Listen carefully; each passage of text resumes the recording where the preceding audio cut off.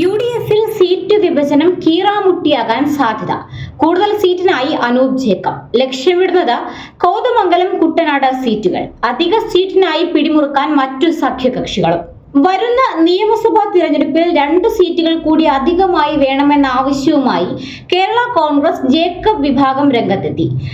കേരളത്തിന്റെ ചുമതലയുള്ള AICC general secretary Deepa Das മുൻഷിയുമായി നടത്തിയ കൂടിക്കാഴ്ചയിലാണ് പാർട്ടി നേതാവ് അനൂപ് ജേക്കബ് ഈ ആവശ്യം ഉന്നയിച്ചിരിക്കുന്നത്. നിലവിലുള്ള പിറവം സീറ്റിന് പുറമെ കോതമംഗലം, കുട്ടനാട്, പത്തനാപുരം എന്നീ സീറ്റുകളിൽ ഏതെങ്കിലും 2 എണ്ണം അനുവദിക്കണമെന്നാണ് അനൂപിന്റെ ആവശ്യം. സീറ്റ് വിഭജനവുമായി ബന്ധപ്പെട്ട അന്തിമ തീരുമാനം തിരഞ്ഞെടുപ്പിന് 1 മാസം മുൻപ് മാത്രമാണ് UDF എടുക്കുക. നിലവിലെ രാഷ്ട്രീയ സാഹചര്യത്തിൽ UDFന് വിജയിക്കാവുന്ന സ്ഥിതിയുണ്ട്.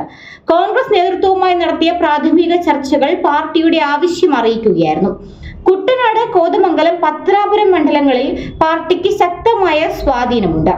ഇതിന്റെ അടിസ്ഥാനത്തിലാണ് ഈ സീറ്റുകളിൽ 2 എണ്ണം അനുവദിക്കണമെന്ന് ആവശ്യപ്പെട്ടതെന്ന് അനൂപ് ജേക്കബ് വ്യക്തമാക്കി. കുട്ടനാട്ടിലെ പുളിങ്കുന്ന് പഞ്ചായത്ത് കേരള കോൺഗ്രസിന്റെ പിന്തുണയോടെ UDF ഭരണത്തിലാണ്. പരമ്പരാഗത ശക്തി കേന്ദ്രങ്ങളിൽ പാർട്ടിക്ക് താഴെ തട്ടിൽ വലിയ സ്വാധീനമുണ്ട്. അതുകൊണ്ട് തന്നെ UDF കുട്ടനാട് സീറ്റ് പാർട്ടിക്ക് അനുവദിച്ചാൽ വിജയിക്കാനാകുമെന്നാണ് അനൂപ് ജേക്കബിന്റെ കണക്കുകൂട്ടൽ.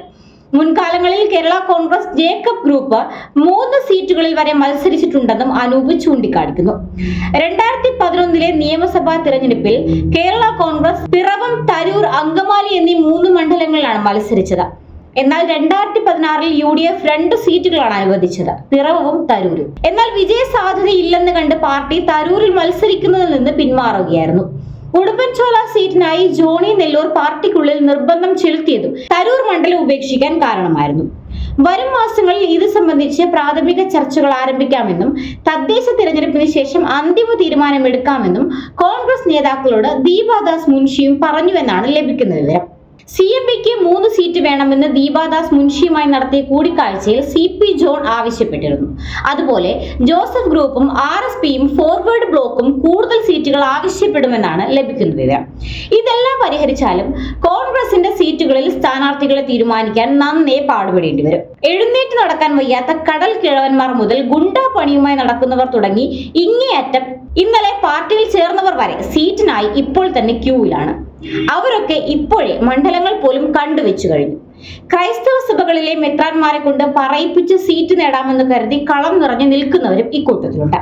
കൊല്ലം ജില്ലയിലെ ഒരു മുൻ KPCC ഭാരവാഹി ഇതുപോലെ 2-3 സീറ്റുകൾ കണ്ടുവെച്ച് ഓർത്തഡോക്സ് മെത്രാന്മാരുടെ പുറകെ നടക്കുന്നു എന്നൊരു വാർത്തയും പ്രചരിക്കുന്നുണ്ട്.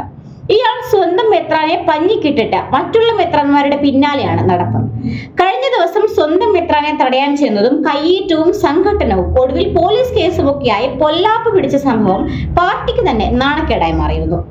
ഓർത്തഡോക്സ് സഭാ വിശ്വാസികളുടെ വോട്ടുകൾ നിർണായകമായ മണ്ഡലങ്ങളാണ് കൊല്ലം ജില്ലയിലെ കിഴക്കൻ മേഖലയിലുള്ള മണ്ഡലങ്ങൾ.